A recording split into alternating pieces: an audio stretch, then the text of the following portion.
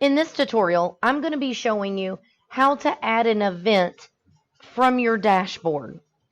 So this tutorial is if you already have a business listed on the Wedding Experts and you're wanting to add an event. Now, depending on which package you are in for your business listing, depends on how many events you can add that come with your package. You can always pay to add additional events. So from the dashboard, you're going to go to the pink button that says Add New Content. And then you're going to click on the word Event. And you're going to click Choose Plan. And hit Continue. Again, depending on the package you picked, you get X number of events included.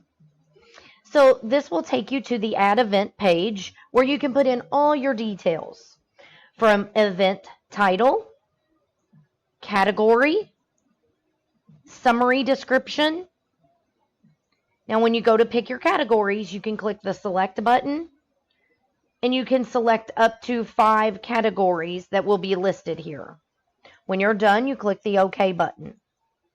You come down, you add a detailed description. And again, you can format your text in this description area from size, font, text color. You have several options. You can add keywords for your search, a Facebook page if you're doing an event and you have a Facebook page for it, an Instagram page, Twitter, contact information for the event, name, email, phone, website URL or website address, where's the event taking place, the address, zip code, the event date. You'll click on this and you'll pick from the calendar, the start time, the end time.